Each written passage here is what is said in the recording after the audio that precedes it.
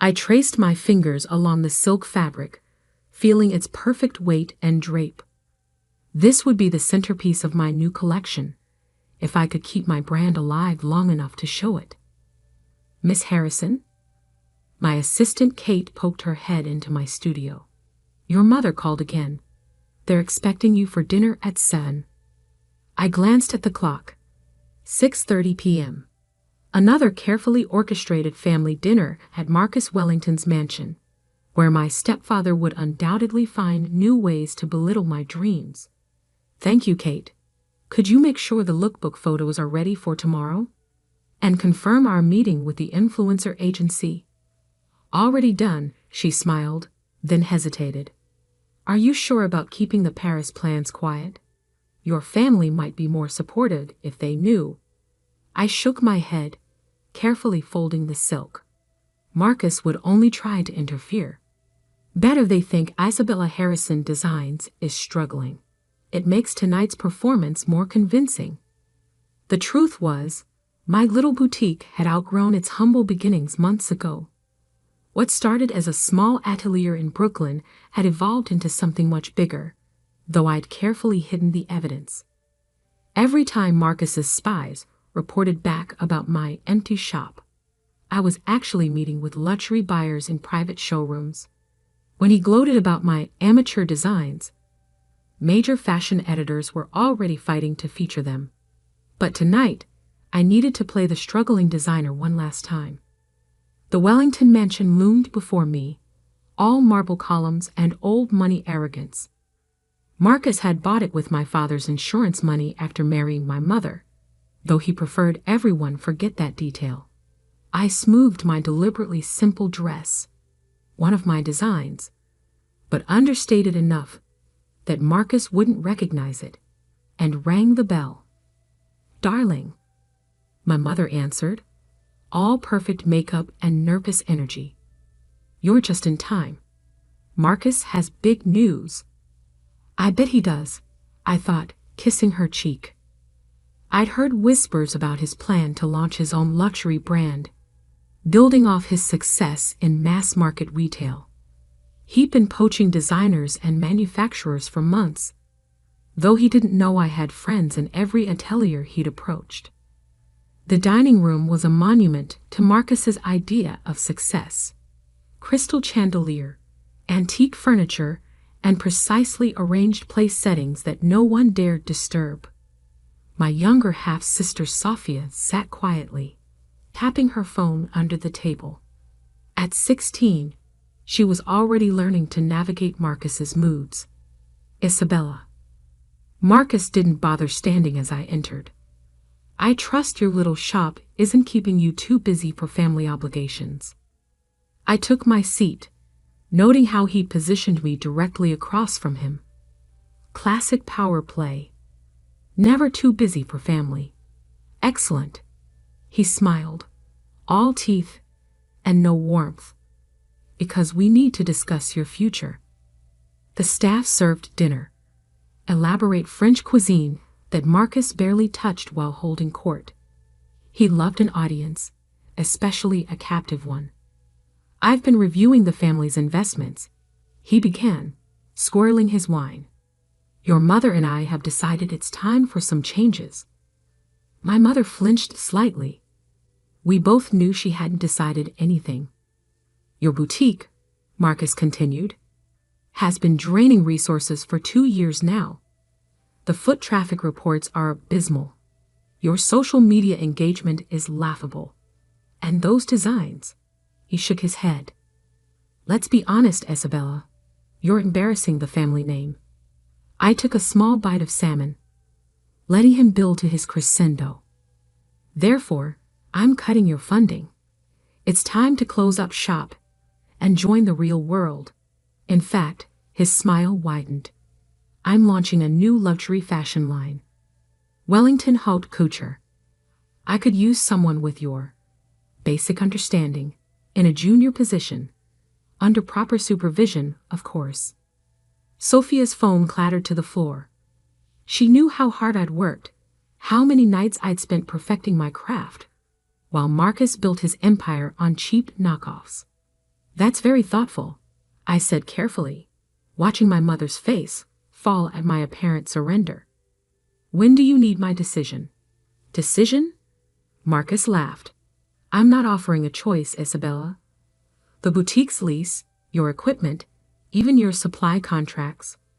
Who do you think has been underwriting all that? I own everything you've built. I stood slowly, placing my napkin beside my barely touched plate. I see. Then I suppose I should go pack up my studio. Don't be dramatic, Marcus sighed. Stay, finish dinner. We're family after all. Tomorrow, my team will handle everything. I kissed my mother's cheek, whispered "Watch the news tomorrow" in Sophia's ear, and walked out of the mansion for the last time. In my car, I finally allowed myself to smile. Marcus was right about one thing. Tomorrow would change everything. He just didn't know that his family obligation had outmaneuvered him at every turn. My phone buzzed. A message from Kate. Influencer contracts signed. Celebrity fittings confirmed. Paris guest list finalized. And Marcus's team just tried to access our real financial records. Perfect. Let him think he found all my secrets. I drove to my real studio, not the decoy boutique Marcus had been watching, but the converted warehouse in Manhattan's garment district where my team was putting the finishing touches on the collection that would debut at Paris Fashion Week. The collection that would make Isabella Harrison Designs a global luxury brand. And if Marcus thought he could steal it, he was about to learn that his stepdaughter had inherited more than just her father's talent for design. She'd also inherited his business acumen and his lawyers. Tomorrow would prove exactly who was embarrassing whom. The next morning dawned crisp and clear. Perfect weather for watching an empire crumble. I sat in my real studio's control room surrounded by screens showing security feeds from both locations. On one monitor, Marcus's acquisition team was breaking into my decoy boutique, smugly photographing the intentionally mediocre designs I'd left as bait. On another, celebrities were quietly entering my real studio through the private entrance. They found the fake financial records, Kate reported, watching the feed. And the secret notebook with the terrible sketches. How long until they realize none of the real equipment is there? She checked her watch. Given their competence level? Hours. But it won't matter by then. She was right. At exactly 9 a.m., my carefully orchestrated plan began unfolding across social media. First, Victoria Chen, Hollywood's newest A-list actress, posted a photo in one of my designs at her movie premiere. Obsessed with my at Isabella Harrison Designs gown. Can't wait to wear more at #Paris Fashion Week. 10 minutes later, pop superstar Jade Martinez shared a video of her final fitting in my studio.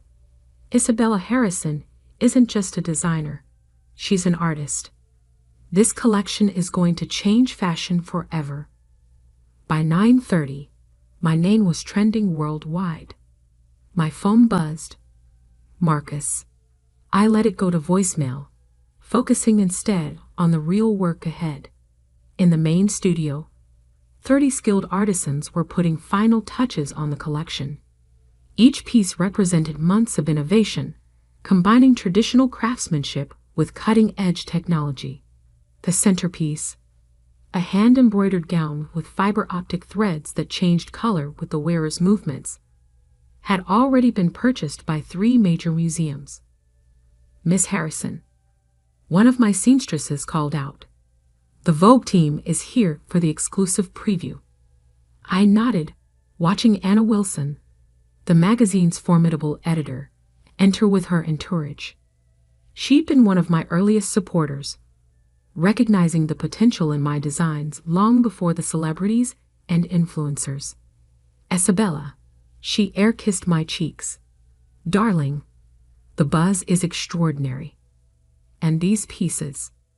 She ran her hand along a jacket made of laboratory-grown crystal fabric. You've outdone yourself. Thank you, Anna. Though I suspect my stepfather might disagree. She smiled wickedly. Ah, yes, Marcus Wellington. I heard he's trying to launch his own luxury line. Knockoffs of last season's trends, I assume. Actually, I pulled up some designs on my tablet. These are his planned showpieces. Notice anything familiar? Anna's eyes narrowed as she swiped through the images. These are remarkably similar to your early sketches. The ones you showed me last year. The ones I deliberately leaked, you mean? I switched to another screen, showing trademark registrations and patent applications. Everything properly documented and dated, of course. Oh, you delicious creature. She laughed. You knew he tried to steal your work. Marcus has been copying other designers for years. I just gave him the perfect opportunity to copy mine. I gestured to the busy studio. While he was focused on my failing boutique, we built this. Every piece protected, every innovation patented. My phone buzzed again. More missed calls from Marcus, plus increasingly frantic texts from my mother. Isabella, what's happening? Marcus is furious. Darling, please call us. The news is saying you're showing at Paris Fashion Week. Finally, a message from Sophia. OMG sis, you're trending. Marcus is having a meltdown. This is epic. Kate appeared at my elbow. Marcus's team just realized the boutique is empty. No equipment, no patterns, no real inventory. They're calling his lawyers. Right on schedule. I checked the time. Is everything ready for the press conference? She nodded. Live stream set up, journalists arriving, and she smirked. Marcus just requested an invitation. Perfect. I smoothed my dress. One of my most sophisticated designs, naturally. Let's give him a front row seat to his own humiliation. The press conference room filled quickly. Fashion journalists, industry insiders, and social media influencers packed the space, all eager to understand how an apparently struggling designer had secretly built one of the most anticipated luxury brands of the year. I spotted Marcus in the back, his face dark with rage, flanked by his lawyers. My mother sat beside him, looking confused but proud. And there was Sophia, grinning and filming everything on her phone. Good morning, I began, taking the podium. Thank you all for coming. Today, Isabella Harrison Designs is proud to announce our debut at Paris Fashion Week, featuring innovations that will redefine luxury fashion. Screens around the room lit up, showcasing my real collection. Gasps and murmurs filled the air as journalists saw the technological innovations, the architectural designs, the perfect fusion of art and engineering. Every piece is fully protected by international patents and trademarks, I continued, my eyes finding Marcus. We've spent 2 years developing these innovations in secret while maintaining a decoy location to prevent industrial espionage. Marcus's lawyers were frantically whispering to him now, likely explaining how thoroughly he'd been outmaneuvered. We've also discovered attempts to copy our early designs, I added, triggering another round of whispers. Fortunately, we anticipated such attempts and can prove the provenance of every original concept. The questions began flying. How did you keep this secret? Who funded the development? Is it true the collection is already sold out to private buyers? I answered each one carefully, watching Marcus's face grow darker with every revelation. His dream of launching a luxury brand was crumbling. After all, Who would back him now that he'd been exposed as attempting to copy his stepdaughter's work?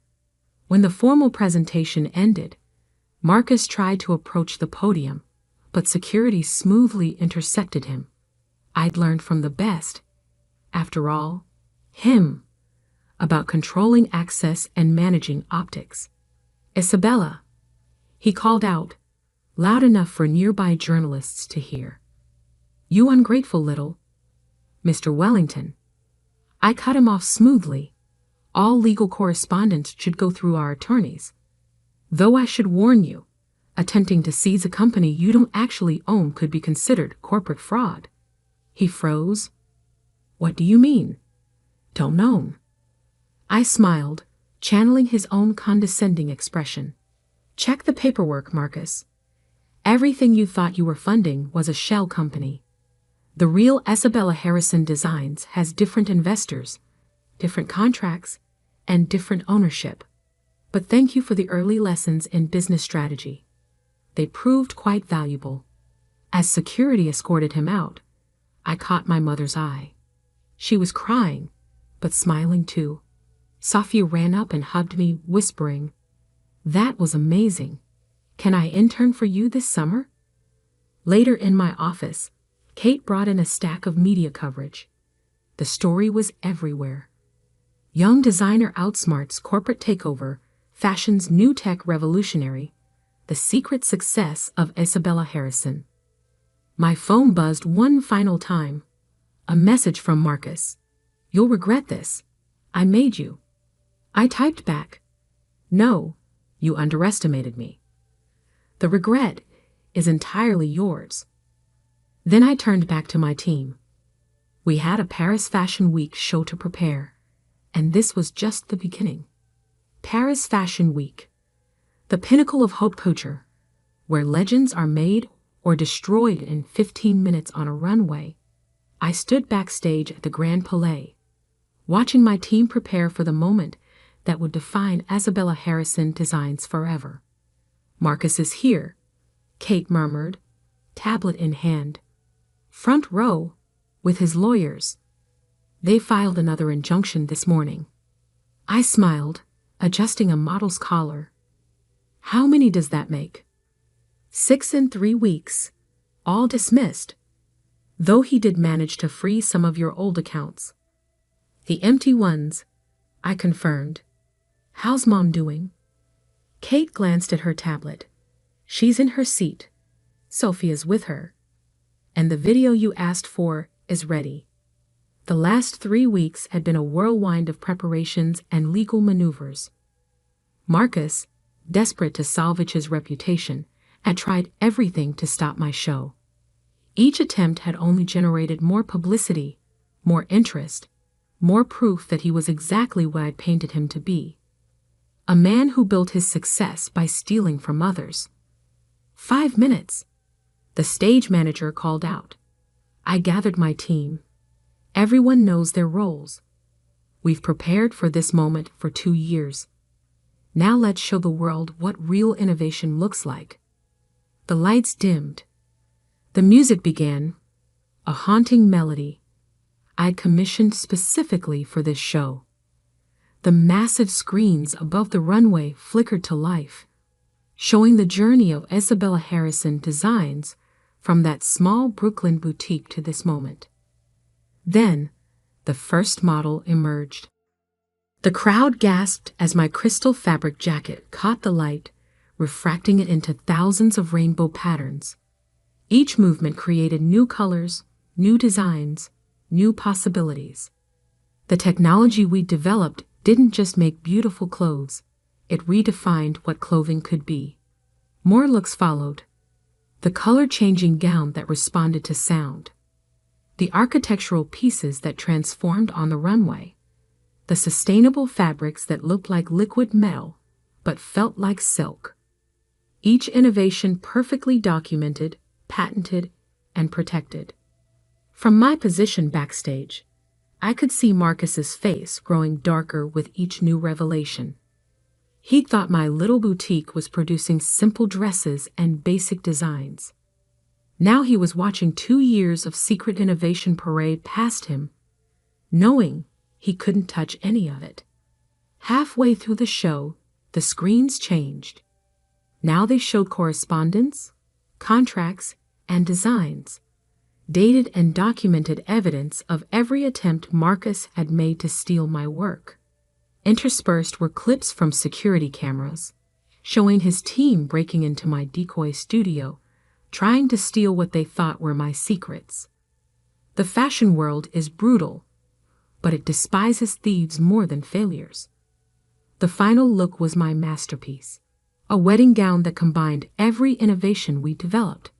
As the model reached the end of the runway, the dress began to transform, each layer revealing new patterns, new technologies, new possibilities.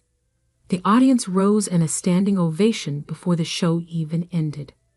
In the chaos that followed, I made my way to where my mother sat, still applauding, tears streaming down her face. "Isabella," she whispered, hugging me tight. "Why didn't you tell me?" "Because Marcus would have used you to stop me," I said gently. "He had to believe he was in control." "He's ruined," Safia announced gleefully, showing me her phone. Stock in Marcus's companies was plummeting as news of his attempted theft spread. Major retailers were canceling contracts, unwilling to be associated with proven plagiarism. "Ms. Harrison," journalists swarmed around us. "How does it feel to be the breakout star of Paris Fashion Week? Is it true you've already received orders worth over $50 million? Will you press charges against Marcus Wellington?" I held up my hand for quiet. Isabella Harrison Designs represents a new era in fashion, one built on innovation, integrity, and imagination. We've proven that success doesn't come from stealing others' dreams, but from believing in your own.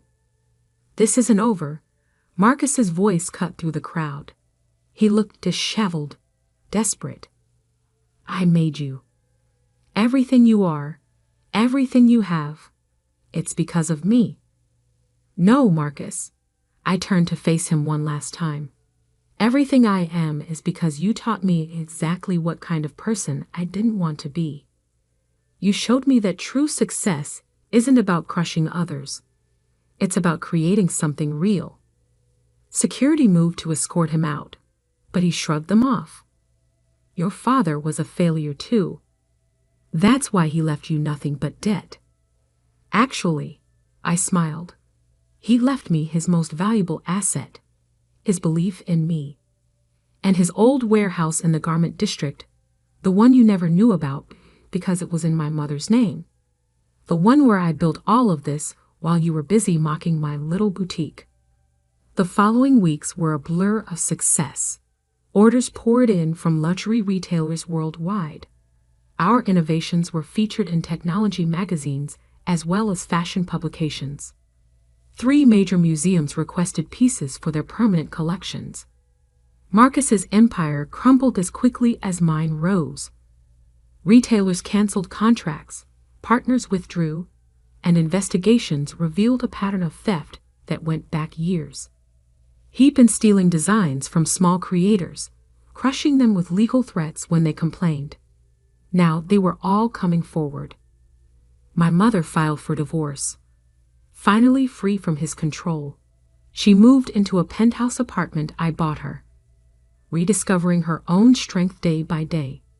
Safia started interning at my company, showing a natural talent for design technology. 1 year later, I stood in my new flagship store on 5th Avenue, watching customers marvel at our latest innovations. The struggling boutique that Marcus had mocked was now a global luxury brand, known for pushing the boundaries of fashion and technology. My phone buzzed. A news alert. Marcus had been indicted for corporate fraud. His lawyers were negotiating a plea deal. "Ms. Harrison?" A young design student approached, clutching a portfolio. "Your story inspired me to pursue my dreams. Would you look at my work?" I smiled, remembering my own early dreams. Of course. and please, call me Isabella. Later that night, in my office overlooking the city, I opened my father's old sketchbook. His final note was still there, written when he knew he was dying. Success isn't about what others think of you. It's about staying true to your vision, even when no one else believes in it. I'd done more than that. I'd turned his vision into an empire, transformed his old warehouse into a fashion revolution, and proved that the best revenge isn't about destroying your enemies. It's about building something so magnificent that their attacks become irrelevant. Marcus had taught me one final lesson. Sometimes people underestimate you because they can't imagine you being stronger than they are. Their limitations become their weakness. My phone buzzed again. Anna from Vogue. Darling, what do you say to a cover story? The future of fashion. How Isabella Harrison changed the game. I looked out at the city lights, thinking about that family dinner a year ago, when Marcus thought he was ending my dreams. He never understood that you can't kill a dream by mocking it. You only make it stronger. Yes, I replied. I think it's time to tell the whole story. After all, success isn't just about proving others wrong. It's about proving yourself right. And sometimes the best revenge is simply becoming everything they said you couldn't be.